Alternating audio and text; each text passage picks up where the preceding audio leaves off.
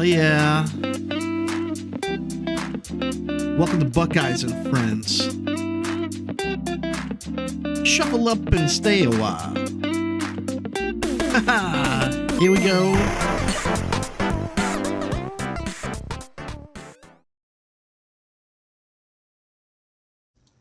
Alright, hello Buckeye and Friends. This is David Robbins and D Rob, and today we have a special guest from the resource role, Mr. Roland. Go ahead, give yourself any introduction or new nicknames or whatever. My people crashing the party. It's Roland. So we're gonna this is episode 4 of the trip. I know it's been about a week or so, but with double elimination tournament, you gotta wait for games to get played. So here we are. This is gonna be episode 4. So like the normal setup will. The first episode, the episode, this one will be the deck that I'm not playing but could have played. The next episode will be the deck I will play, and then you'll see the video. They all should come out together, and it won't be like a delay like it was before, because I don't want to give my opponents too big of an advantage. That was just more of a palette run. But enough talking. Let's get to what we're here for. Deck profile. But first, I want to show where the brackets is at. Well, it's been updated since this picture been taken. So the winner of our match will play Earl, and the loser will get a bye and play the winner of Tevin and Jamar. So we here. There's a little circle around it. You've probably been looking at it since I've been talking the whole time.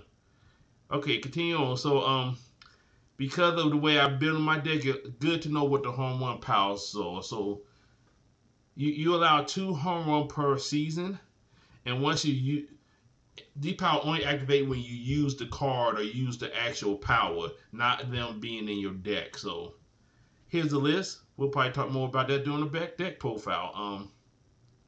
So just to recap what I'm doing here, I drafted 2 MCs. These will be the only 2 MCs I play against this event. And then the opponent, he had 2 MCs. I had to pick one of them, and that's how we play. So this week I'm playing PJ, Uncle Houday Pancake, or something to that extent. Named by my kid. Okay, there you go. That he naming rights. So that's not self-gloss or anything. So here we are. So I got him at 70% playing Eagle. I don't know if he's gonna try to mayor, especially he already used the home run power, so I don't think he's gonna try to parallel dimension combo.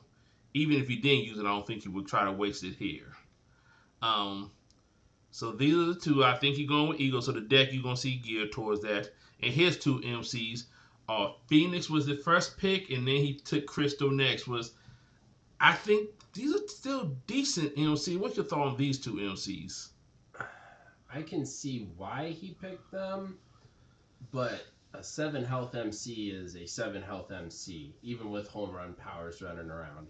And Crystal, I mean, she's not the best, but when you're looking at a bunch of MCs that aren't the best, I think flight, range, and then her level up isn't horrific or anything. And Inhuman got some decent plot twists, at least counter generate plot twists. So now we'll see who the deck profile will be for the deck I'm not using, and it will be Crystal.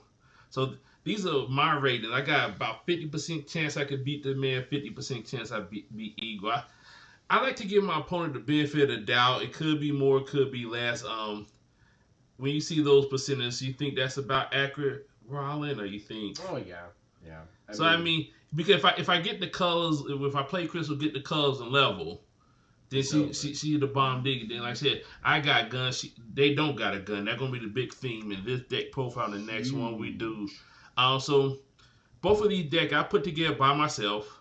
Roland seen the list that he was gonna talk about, but he had no input. So I began his input while we going through the slides. So it looks just like the other one. So starting with the location.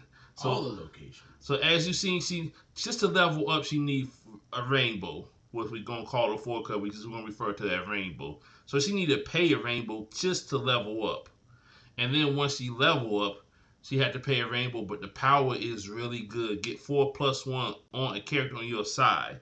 Get 4-1 on an enemy character. Draw 4 cards, and your enemy player discard 4 cards. I mean, that's a huge swing. Yeah. And I mean, it's not unrealistic to kick this power off. So So of course we had the 20 locations, the wilds, and you'll see they have a purpose going forth, but running 20 locations, so there are 40 more spots left in this deck. So first we'll start with our level 1 character. So we have Wasp, Captain Swing, and Nigel. So Nigel is still pretty good because with team attacking and getting ferocious, I mean, you probably gonna tear Jensen every time she come in. So she's a 3/3 with flying. So I can shoot from behind her and maybe build up her counters. Because like I said, both the Mirror Eagle take time to do whatever they're gonna do. Wasp is another protection thing. And she also activated for a plot twist, and we'll see that once we get to the plot twist. And finally, Captain Swing. So with the Mayor being one of the combo, he could play Parallel Dimension, and my counter for that will be Maximus, which you'll see later. But so for 1-drop, Roland, what you think? There's something missing to me? You think anything? Honestly, I think Nyjah is the best Terra Genesis character because Ferocious works on defense as well as offense. So it doesn't matter a whole bunch if you have to tap her on the drop. I love Wasp, and like you said, you've got other ability, plot twists for her to activate. So yeah, I think this is a great setup.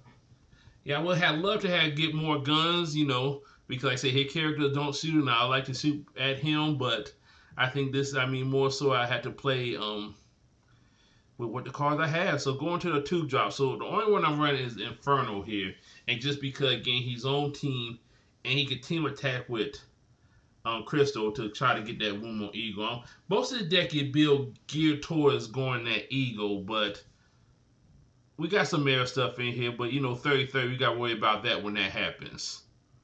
There could have been 2 drops here, but I just wanted to stay on team. Yeah, team attacks are huge. Of course, Master would have been good here. He's still good. But just being on team and Terra Genesis, so I could still make him a 4/4, or I could attack with him. So, but with so many locations, I had to be kind of thin on my support characters here. Right. 3-drop. So, just for the Mayor combo right here is Fang Leviathan. Mayor would never have a wound, and if he got a wound, that means he's dead. Or if it's gonna knock off the vitality counter, he still won't have wounds. So, and then Rocket is almost the same reason Fang Leviathan. If he do get vitality counter, use the Fang Leviathan. I have plenty of location. Rocket could retrieve him, and then I do it again. So, you can say something about this, Roland, but I don't think there's anything different you could do. Pretty cut and dry. There are a lot of good 3-drops, but I gotta play for the decks I'm playing against, and I think I also want to keep changing up my strategy. I just don't want to build one deck and put a different MC picture in front of it. So as you see, this is not like my Kid Kaiju deck or my Sabertooth deck. This is a whole different deck. Gotta stay unpredictable. Right. 4th-drop is Spider-Gwen. The plot twist build very well because I need locations, so I need to sometime be able to flip them back up.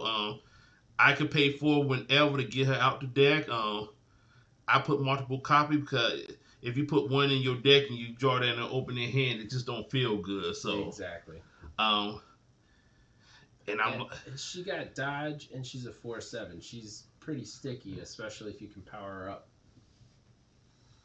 So and then finally the 6-drop. So of course, like I said, the Maximus.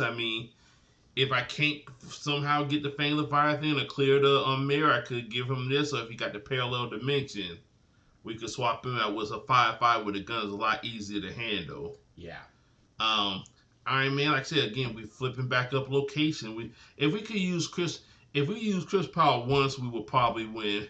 Twice. If we had twice, right? So that's the goal here.